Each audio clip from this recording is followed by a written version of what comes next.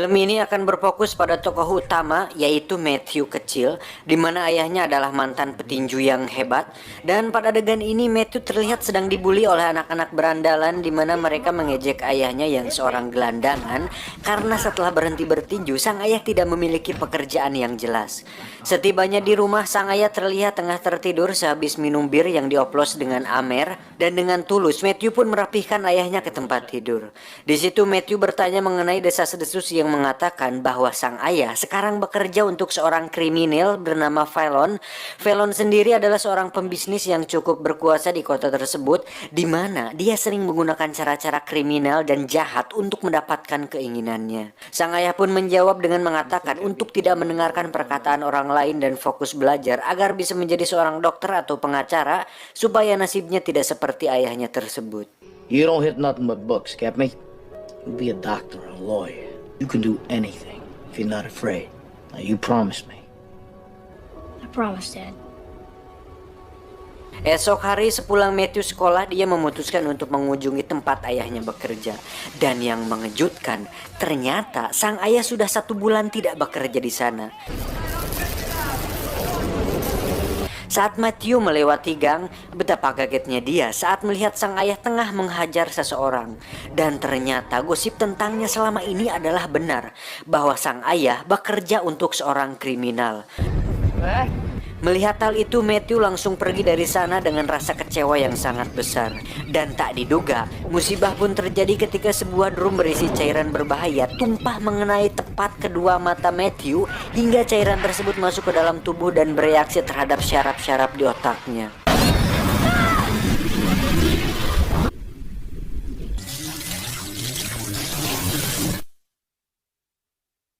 Saat sadar, Matthew sudah berada di rumah sakit dan dinyatakan buta oleh dokter. Tetapi yang menarik adalah dengan hilangnya kedua mata Matthew justru membuat indera pendengarannya semakin tajam, di mana telinganya berfungsi layaknya sebuah radar.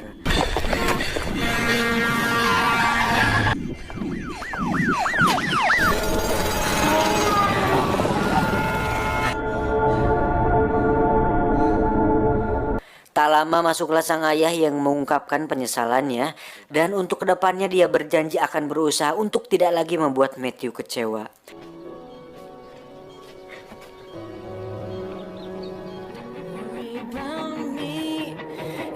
Dari situ sang ayah pun kembali berlatih dan mulai bertanding di atas ring. Sementara itu Matthew pun terus melatih dirinya, di mana ketajaman sentuhannya memberinya kekuatan dan keseimbangan, hingga dirinya menjadi seorang bocah tanpa rasa takut. High above the roar of the streets, an acute sense of touch.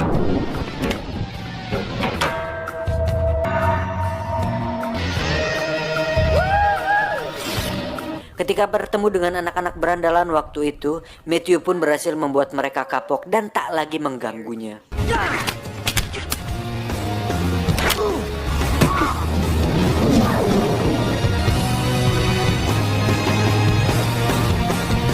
Suatu malam saat sang ayah akan bertarung melawan petinju dari Fallon, sang ayah pun ditawari sejumlah uang agar dirinya mengalah dalam pertandingan tersebut, dan jika dia menolak, maka Fallon tidak akan segan-segan untuk memberinya pelajaran. Hingga saat pertarungan dimulai, sang ayah pun tidak melawan dan akhirnya tersungkur. Tak ingin mengecewakan Matthew untuk kedua kalinya, sang ayah akhirnya melawan balik dan langsung membuat KO lawannya.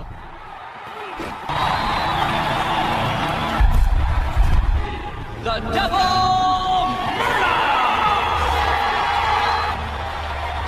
This one was for you, Maddie.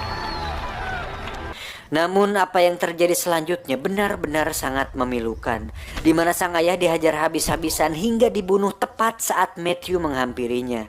Di sana juga terdapat bunga mawar merah yang diletakkan di atas tubuh ayahnya, dan itu akan menjadi pengingat dirinya atas kematian ayahnya tersebut. Dari situ, Matthew pun bertekad untuk menegakkan keadilan dan membela kebenaran dengan menjadi seorang pengacara. Ini adalah Nelson, rekan kerjanya, dan jika kalian tahu ini adalah salah satu sutradara dari film Iron Man, Jon Favreau. Pada persidangan ini, Matthew membela seorang wanita yang disiksa oleh seorang pelaku yang merupakan salah satu anak buah dari Kingpin. Kingpin sendiri merupakan seorang yang berkuasa di kota tersebut sekarang setelah Fallon, dan faktanya Kingpin pernah menjadi anak buahnya Fallon dan merupakan pembunuh ayah Matthew, di mana si Kingpin inilah yang meletakkan bunga di tubuh ayahnya. Ketika si pelaku memberikan keterangan palsu, Matthew ternyata bisa mendeteksi kebohongan dengan merasakan detak jantungnya, dan itu memberikannya sebuah kelebihan untuk mengetahui suatu kebenaran. Karena tidak adanya cukup bukti, akhirnya hakim membiarkan pelaku itu bebas. Dan ketika hukum tidak bisa memberikan keadilan, maka Matthew menegakkan keadilan itu sendiri.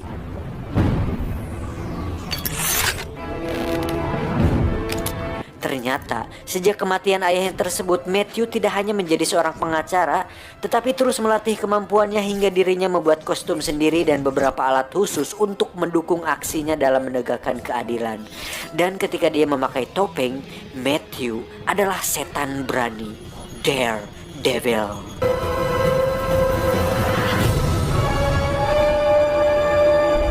Ketika semuanya sudah siap, Matthew pun langsung mendatangi si pelaku yang berada di sebuah bar. Hingga terjadilah pertarungan antara Matthew melawan banyak orang dengan senjata api.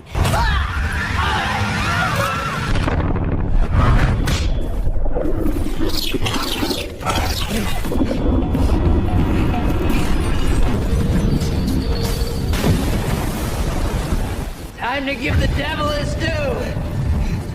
Saat yang tersisa hanya si pelaku, Matthew pun mengejarnya sampai di stasiun kereta api yang sepi.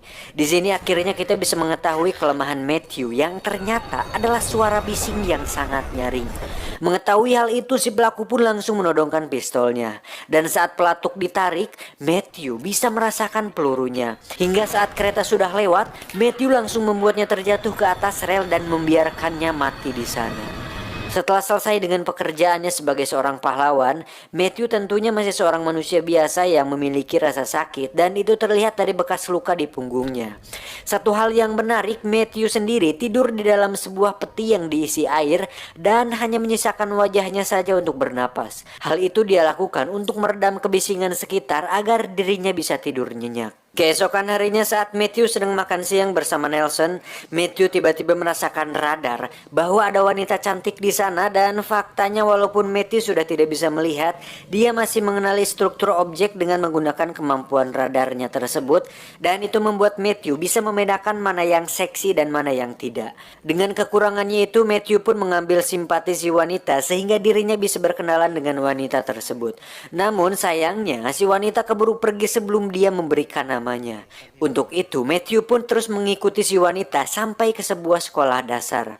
Merasa diikuti, si wanita pun menegur, "Apa maumu, Mas?" Matthew pun menjawab, "Aku hanya ingin namamu, sayang." Saat si wanita menghindar, Matthew langsung memegang tangannya dan terjadilah sebuah pertarungan kecil. Hingga akhirnya si wanita serius dan membuka jaketnya.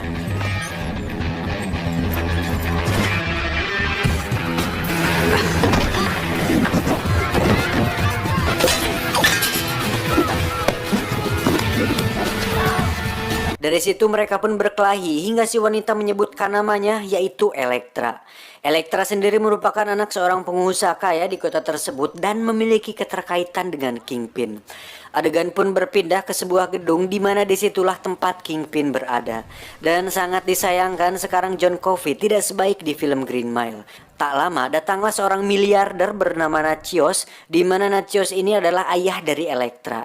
Nachios datang menemui Kingpin untuk izin keluar dari bisnis yang dijalaninya bersama dengan Kingpin, karena berdasarkan berita yang tersebar bahwa Kingpin melakukan tindakan kriminal dan ilegal, sehingga Nachios atau ayah Elektra ini merasa kurang sreg berbisnis dengan Kingpin. Merasa bahwa Nachios adalah sebuah ancaman, Kingpin pun menyuruh anak buahnya untuk menghubungi seorang ahli untuk membunuh Nachios.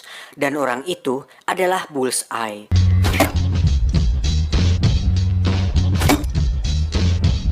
Bullseye sendiri adalah seseorang yang memiliki kemampuan untuk melempar sesuatu dengan sangat akurat. Dan yang menarik, Bullseye tidak pernah meleset seumur hidupnya. Pada adegan ini dia terlihat sedang taruhan dengan orang di sana, di mana saat orang itu kalah dan menghinanya, Bullseye mengeluarkan sesuatu dari jaketnya. Orang-orang di sana pun sempat kaget, tetapi ternyata Bullseye hanya mengambil sebuah paperclip. Tapi jangan salah, paperclip ini bisa menjadi sebuah senjata mematikan di tangan Bullseye, di mana dia meluruskan dan memotong satu persatu batang klip tersebut, kemudian melemparkannya tepat di leher orang yang menghinanya itu.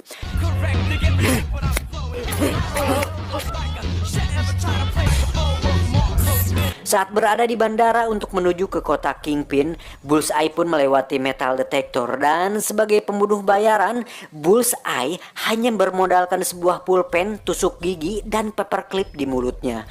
Dan sudah pasti petugas bandara pun tidak bisa mempersulitnya hanya karena membawa barang-barang normal seperti itu.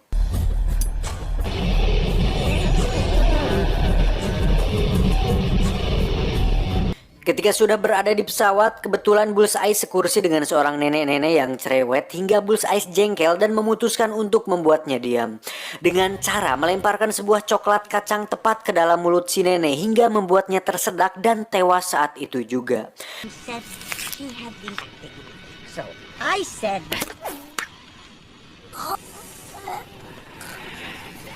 Oh, she's sleeping. Adegan berpindah kepada Matthew, di mana akhirnya Elektra kembali menemuinya untuk mengundang Matthew di acara ulang tahunnya. Dan faktanya Elektra memiliki ketertarikan kepada Matthew, semacam buih-buih cinta yang akan membuat mereka melakukan pengencrotan. Alalalalala. Hingga saat mereka berada di sebuah atap gedung, tiba-tiba turun hujan rintik-rintik yang membuat Matthew bisa dengan jelas mengetahui seperti apa rupa cantiknya Elektra. Dan seperti yang kalian duga, mereka pun akhirnya bercium raus.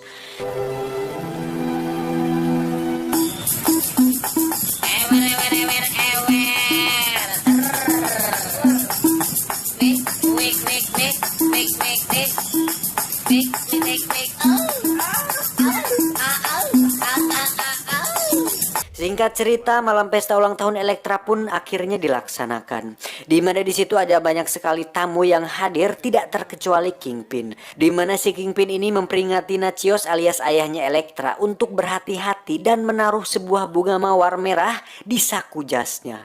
Karena merasa khawatir, Nachios pun membawa Elektra ke dalam mobil untuk pergi dari sana dan membawa serta pengawal bersamanya. Sementara itu kita akan diperlihatkan Bullseye tengah memacu motor Harley-nya yang tidak lain tujuannya adalah untuk membunuh ayah Elektra.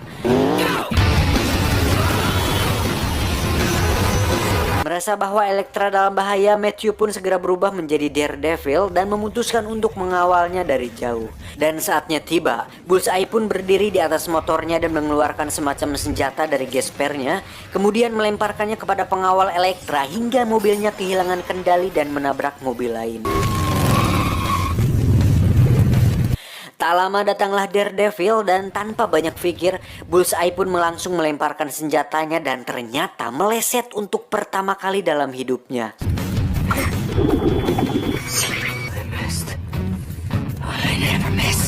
Emosi akan hal itu, Bullseye pun memacu motornya untuk diadu dengan Daredevil. Tetapi dia justru terlempar dari motornya.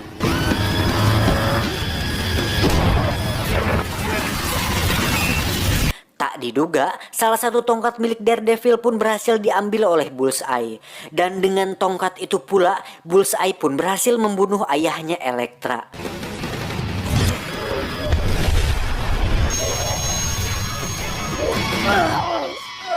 Bullseye. Alhasil, Elektra mengira bahwa Daredevil lah yang telah membunuh ayahnya.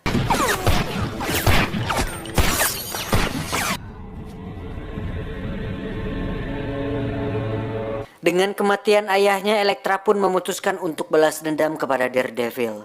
Dengan diiringi musik yang keren dan sinematik, Elektra pun berlatih dengan senjata khasnya, yaitu pisau Trisula.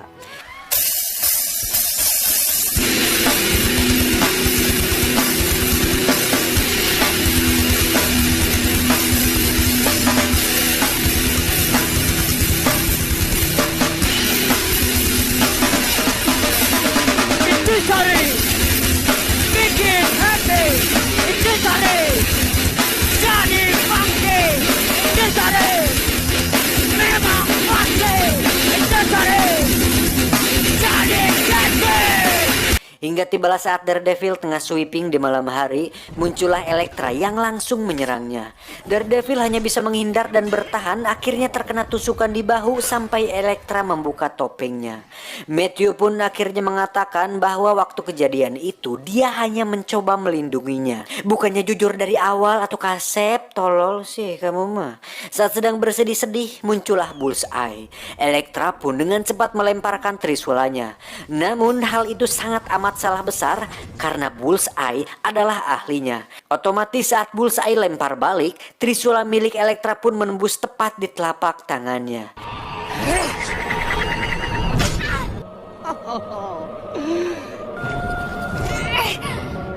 Setelah itu mereka pun bertarung jarak dekat hingga saat Elektra tersungkur, Bullseye pun menunjukkan trik kartunya. Dan dengan kartu remi biasa tersebut, Bullseye pun melemparnya tepat di leher Elektra hingga membuatnya sekarat dan tewas di pangkuan Matthew. Karena polisi mengepung tempat tersebut, Bullseye pun segera pergi meninggalkan mereka berdua. Daredevil sendiri melarikan diri ke sebuah gereja dan ditolong oleh seorang pastor. Tak diduga, Bullseye ternyata mengikutinya dari tadi dan tiba-tiba muncul di sana. Take it. Call the police. What about you? First one's a warning. Serangan pertama dimulai dengan melemparkan sebuah piring tepat di tenggorokan Daredevil. Dilanjutkan dengan naik ke atas gereja, mereka pun bertarung di antara pipa besi di sana. Saat Bullseye tak sengaja memukul pipa tersebut, Daredevil terlihat kesakitan hingga akhirnya Bullseye mengetahui kelemahannya. Namun hal itu berhasil ditangani oleh Daredevil. Sementara itu polisi kembali mengepung gereja tersebut dan menunggu apa yang akan terjadi selanjutnya. Saat pertarungan dilanjutkan di lantai atas, Bullseye pun melemparkan semua senjata di gespernya, namun semua dapat ditangkap dengan baik oleh Daredevil. Karena kehabisan senjata, Bullseye pun memecahkan kaca di sana kemudian menumpuknya di tangan. Dan bukan Bullseye namanya jika semua benda tidak bisa dijadikan senjata. Namun serangkaian lemparan tersebut ternyata tak mampu mengenai Daredevil. Dengan cepat Bullseye pun menggunakan kelemahannya untuk membuat Daredevil lumpuh. Dan saat akan dibunuh, Daredevil pun tiba-tiba mendengar suara peluru dari kejauhan yang mana itu adalah seorang penembak jitu dari kepolisian. Dan dengan kesempatan itu Daredevil pun mengarahkan tangan Bullseye tepat ke arah peluru tersebut. Hingga akhirnya Bullseye pun tidak bisa lagi menggunakan tangannya untuk melempar benda. Daredevil pun melemparnya dan terjatuh tepat di atas mobil polisi.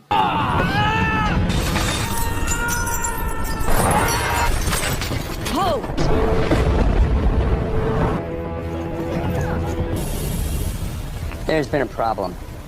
Send the guards home. Setelah Bullseye dikalahkan, Daredevil pun mendatangi Kingpin. Sesuai informasi dari Bullseye tadi bahwa Kingpin lah yang mengirimnya. Dan dengan tubuh raksasa tersebut, Kingpin ternyata tidak mudah untuk dikalahkan dan justru Daredevil lah yang dilempar dan dihajar habis-habisan.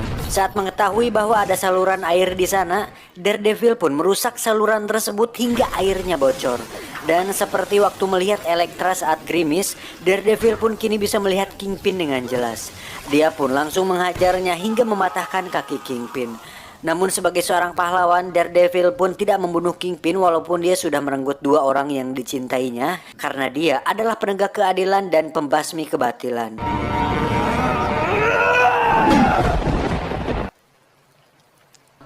I don't understand. I'm not the bad guy. It's not over with yet. Kingpin pun akhirnya dipenjara dan yang paling mengejutkan ternyata Bullseye masih hidup walaupun mengalami beberapa patah tulang yang serius. Dan saat ada seekor lalat lewat di depan mukanya, Bullseye pun mencoba meraih suntikan dan berhasil membunuh lalat tersebut.